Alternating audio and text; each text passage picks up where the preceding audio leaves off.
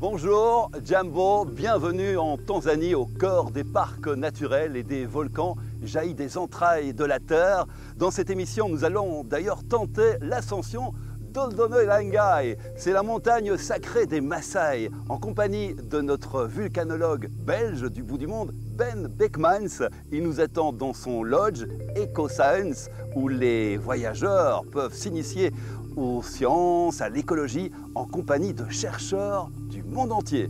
Ils nous attendent, c'est par là. Allons-y.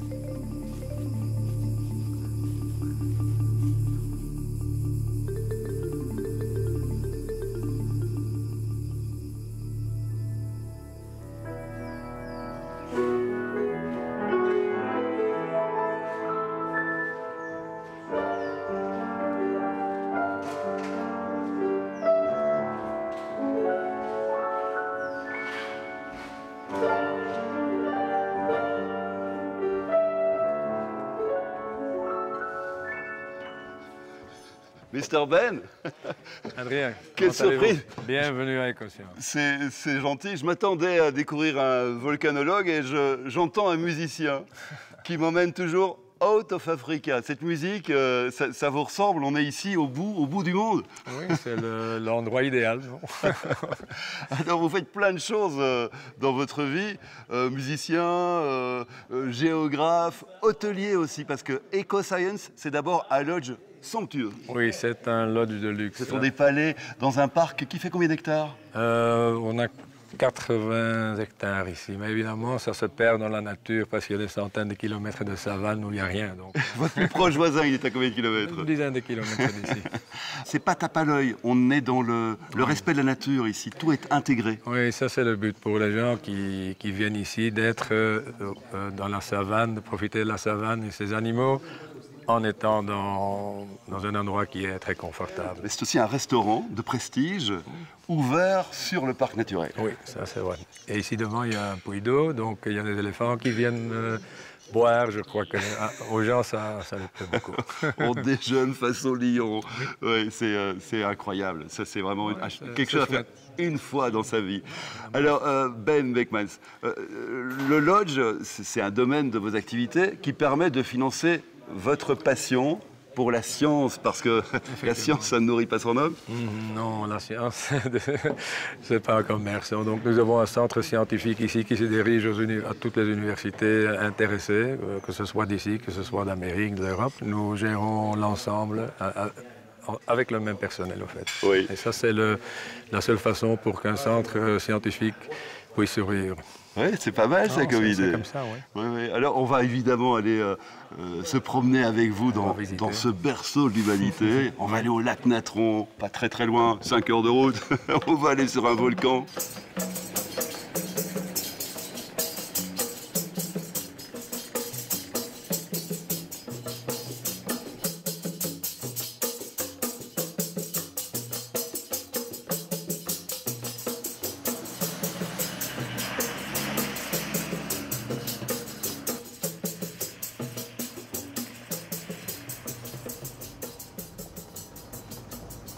Les Belges du bout du monde avec Ben Beckmans en Tanzanie. Nous avons quitté votre lodge.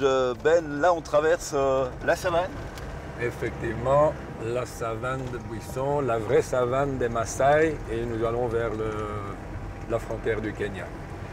Alors, on le voit, c'est vert, c'est la saison des pluies. C'est la saison plutôt des courtes pluies. Ouais. C'est-à-dire, il pleut beaucoup, mais en peu de temps.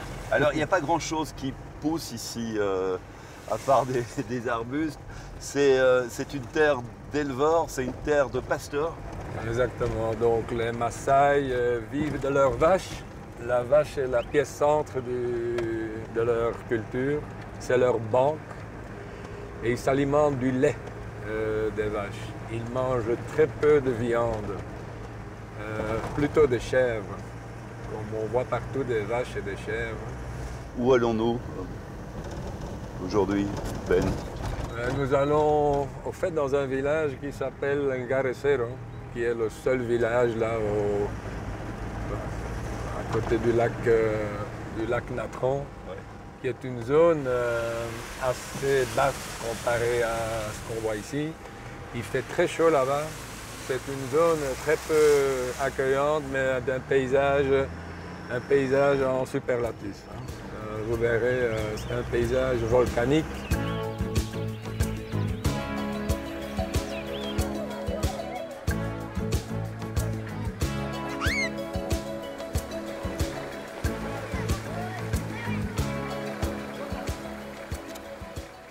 Où sommes-nous ici, Ben?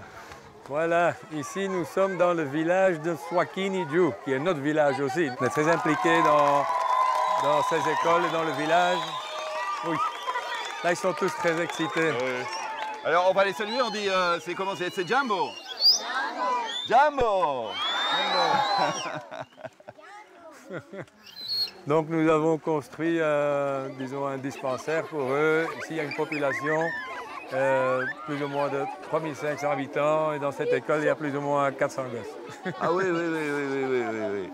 Population très jeune, très avide d'apprendre alors. Oui, mais ça c'est une école, c'est le premier pas si tu veux. Oui. En construisant un dispensaire, bientôt, j'espère quand il se termine, qu'ils auront les moyens pour, quand il y a quelqu'un de malade, pour le traiter.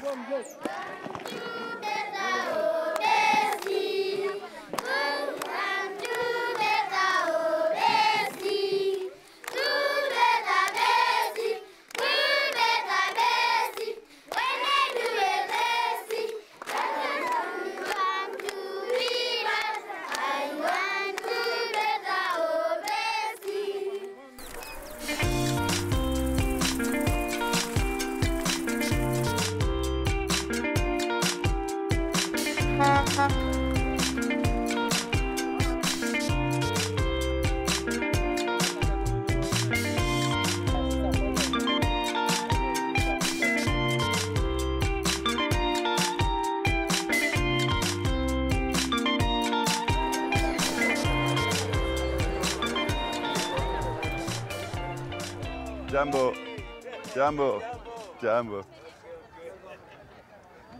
Alors, sur la route, Ben, il se passe toujours quelque chose, des surprises. Évidemment. Ici, on est dans un petit village Maasai qui s'appelle Nanga, Oui. qui n'est pas trop loin de chez nous. C'est un petit village, donc c'est un petit marché, mais c'est très coloré, au fait. On voit beaucoup de couleurs. Et de temps en temps, on peut venir acheter des légumes. Bon, on va faire des courses ensemble. Vous allez me montrer ce que vous achetez ici. On va faire un petit tour et voyons ce qu'on peut y trouver. On va aller vers le rayon fruits et légumes. Oui, voilà.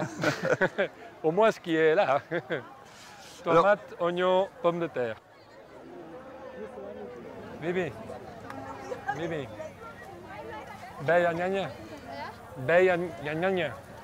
Bay. I? Miatano. Na kwa ine. Na punguza kidogo. Donc ça se vend par monticule. Otake ko punguza bay. Voilà. 500, ça veut dire chaque monticule 500, donc 2000 total. 1 euro la rangée là. Oui, c'est pas trop cher. Un peu moins d'1 euro. Un peu moins d'1 euro. Ok. Ah, Sante Sana. Ça prend facilement le Swahili, Ben? Non. Non, en fait, c'est très difficile. Parce que vous avez l'air de maîtriser comme ça. Moi, j'étais à l'université même pour apprendre. Ah bon, d'accord. À l'université de Dar es Salaam. Et même comme ça, le grand problème, je sais parler, mais ils parlent tous un dialecte ici et c'est très, très difficile à comprendre. C'est plus compliqué que le flamand, non? Ça dépend pour qui. Asante, maman.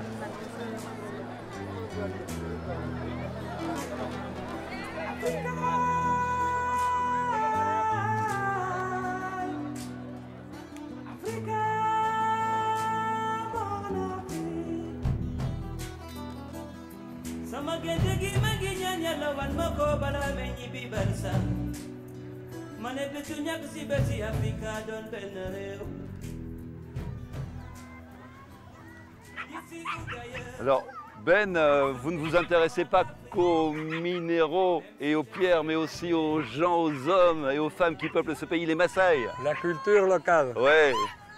Jambo. Jambo, how are you? Mambo. Wow. Vipi? Jambo. Jambo, how are you? Fine, and you? Good.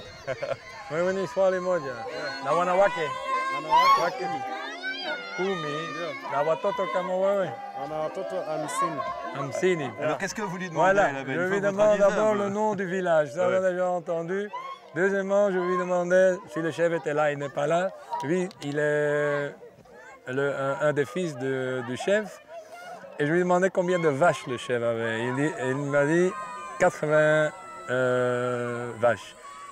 Et en plus, je lui ai demandé combien de femmes il a, parce que les Maasai ont plusieurs femmes. Donc, ici, le chef a 10 femmes et en plus 50 enfants. Et c'est un des 50 enfants du chef. Oui, le monde rêvé pour les hommes.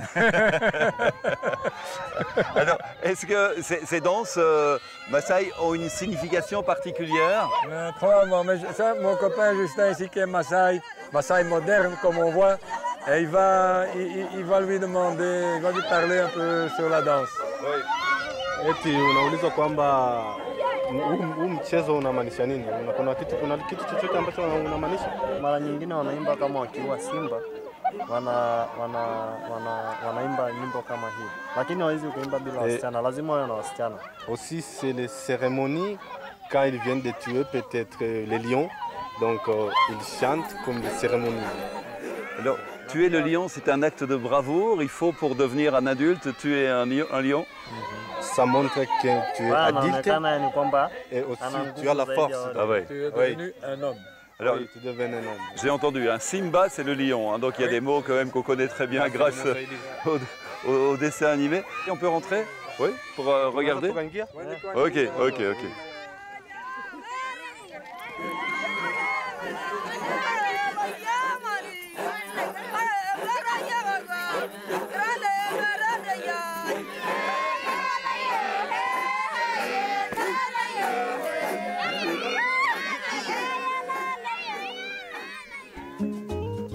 Tokoma mitelengano na mboka mopaya nani ya sunga yo pasi na pasi akei kasi lobi na kozonga atandele mopembo ezali ndeli wakiwate akei kasi lobi na kozonga oyanga bako yambanga.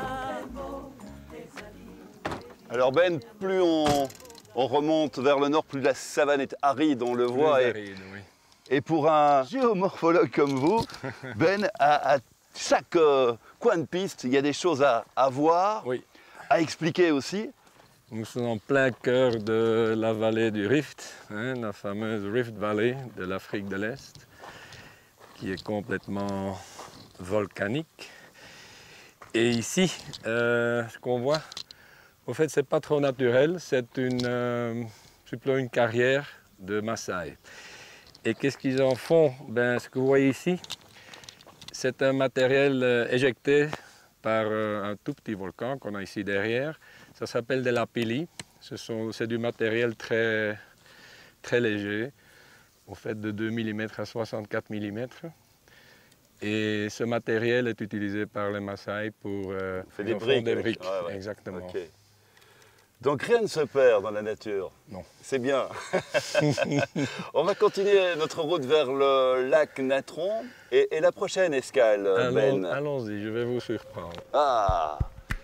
Dunia maliga Afrika malere, Dunia maliga Afrika enchaîné, Dunia maliga Afrika malere, Dunia maliga Afrika enchaîné.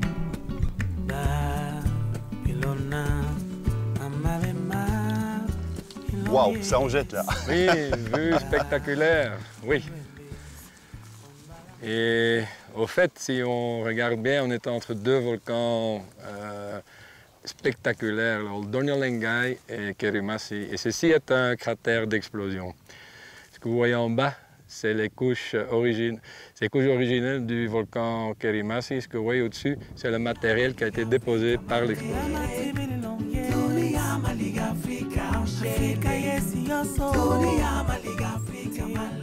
Ben Beckmans, où êtes-vous né? En fait, je suis né dans un village près d'Anvers qui s'appelle Baume. Alors, vous venez vraiment... Il y a très longtemps. Mais non, du plein pays, et vous vous retrouvez ici au pays des volcans. Oui. Qu'est-ce que vous avez fait comme études? Moi, j'ai fait de la géographie physique à l'université de Bruxelles. J'ai aussi fait une licence en environnement. C'était à la mode aussi, l'environnement. Il y a 40 ans, il n'y avait personne qui étudiait ça. Donc, et j'ai fait pas mal de travail là-dedans aussi, dans d'autres pays. Mais la volcanologie, oui, ça a toujours été quelque part dans la tête, c'est comme ça, en fait. Vous avez fait le tour du monde, Ben Beckmans. Plusieurs fois, oui. 40 ans d'exploration, vous avez crapahuté au sommet de tous les volcans de la planète. Pourquoi est-ce que vous avez choisi de vous installer en Tanzanie et pas ailleurs? Une des raisons est la stabilité politique. J'ai toujours bien aimé la vallée du Rift. Et le fait qu'on établit EcoScience, un centre scientifique pour des scientifiques et des étudiants. Et le Lodge, au fait, c'est plus un rêve d'adolescent, si on veut. Hein. Donc, tant moi que ma femme, qui est 50% du moteur derrière ce projet, il fallait être dans une zone pas loin des circuits touristiques. Ah ouais. Et l'un finance l'autre. Le Lodge finance la recherche. Ouais, exactement. Ouais. Pas mal pensé, ça. Non. C'est les Belges, hein, ils ont toujours une petite idée. Oui, mais il faut le faire. Hein. Il faut le faire. C'est pas si facile que ça. Derrière vous, un autre volcan, c'est la montagne des dieux pour les Maasai. Oui, des dieux Maasai. Oldonyo, ça veut dire en Maasai, ça veut dire montagne, et Lengai, c'est leur dieu. Oui, évidemment. Au fait, c'est aussi un stratovolcan qui est très actif. Il y a 5-6 ans, il a eu quand même une éruption très importante. On va aller voir ça de plus près? On va voir ça cette nuit. Ah bon? Oui, on va monter cette nuit. C'est très intéressant. C'est une montée très difficile. Hein? D'accord. Mais ça vaut bien la peine. Bon, on ne peut plus reculer, on part à quelle heure? On va partir à minuit et demi. Et on arrive pour le lever du soleil? Je crains que non. Je crains que non. Non, un peu plus tard. Un peu plus tard.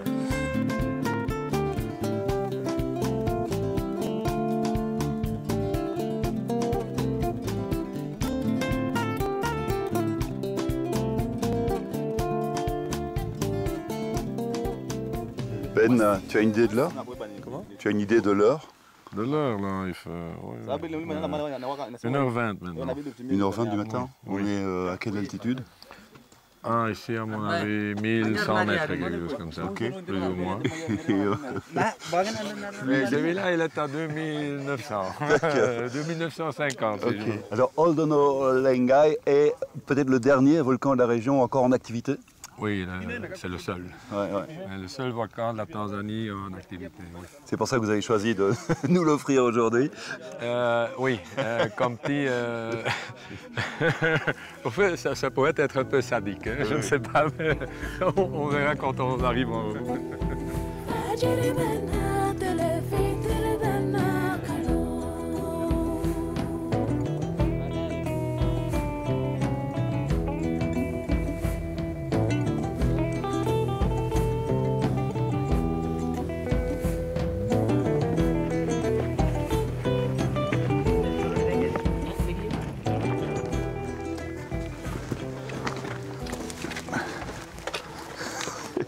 Quand même faire attention où on met les pieds, Ben. Oui. Parce que ce volcan, il a plein de secrets. Je suis content de le faire avec vous. On n'a pas le choix, parce que bon, on regarde en bas tout le temps, on ne sait pas voir le paysage la nuit, donc les minéraux qui brillent, c'est pas trop mal. Oui, c'est vrai. C'est comme des étoiles qui parsèment notre chemin. Quelque part, ouais. C'est un chemin de croix pour vous? C'est difficile ou c'est du plaisir? Non, c'est difficile. Non, j'aime bien. Hein, donc, une fois en haut, quand je vois le cratère, j'oublie la souffrance de la montée. C'est la récompense qui vous tire vers le sommet. Ouais,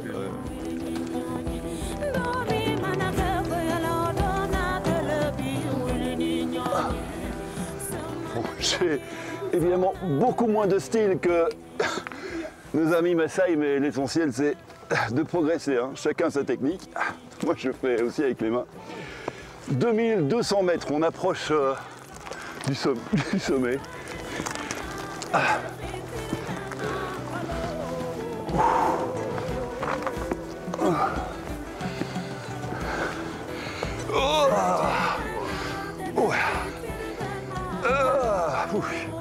Feel fine, huh? Ah, this way? Yeah. Okay. There's the between two rocks. It's up there. Ah, between the two rocks. Entre les deux rochers, on y est presque. On est à quelle altitude plus ou moins, Ben, ici? Moi, je crois qu'il nous manque 100 ou 150 mètres. Ici, on doit être à 2800 mètres.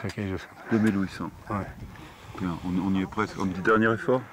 Ah ouais, ben, ici, au fait, on a une belle vue. Hein. Oui. Ouais, en fait, le Serengeti, il est là, juste devant nous. Malheureusement, il y a un peu de brouillard. Et tu vois l'érosion, là, dans la vallée. Tout ça, ça va vers le lac Natron. On va y aller polé. Oui, polé. Ça, c'est le mot tanzanien. Et je crois que c'est le mot national, parce que tout est lent dans ce pays. Donc, pourquoi pas le volcan? Polé, ce qui veut dire lentement. Ça veut dire lentement, oui. Petit à petit. Allez, on y va. Hop.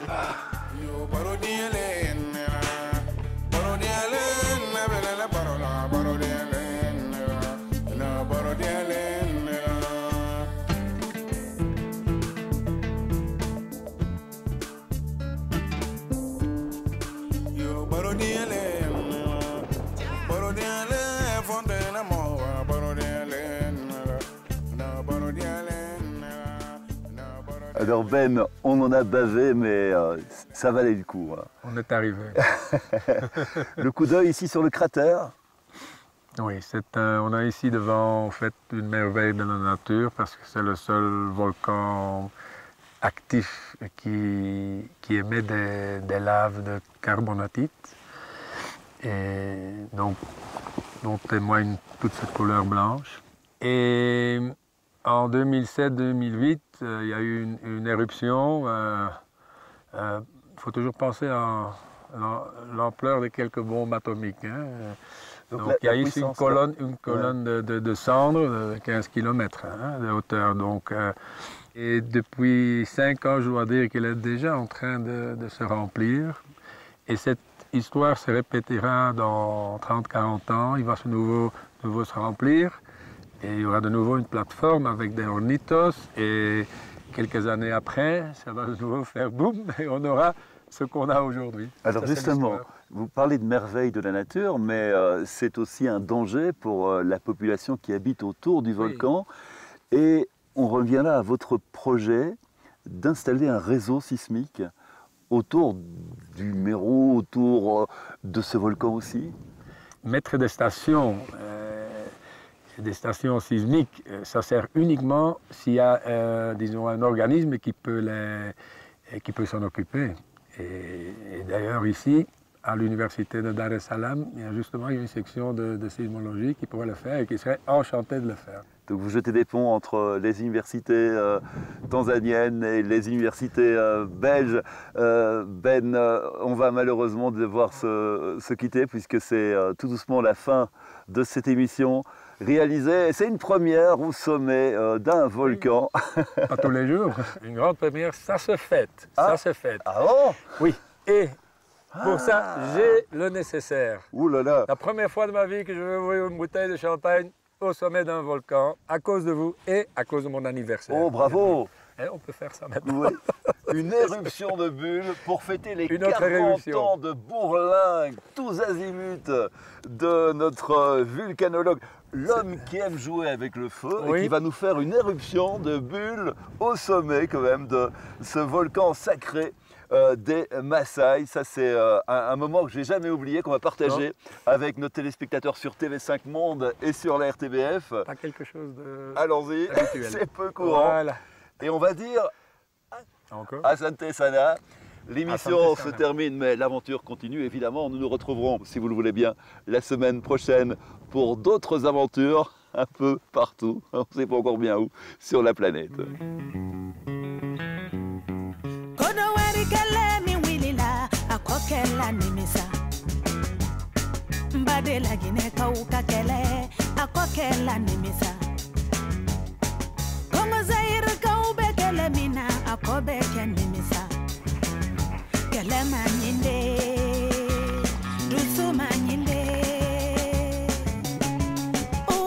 Saba ne son suma ya langa ndu sumaraye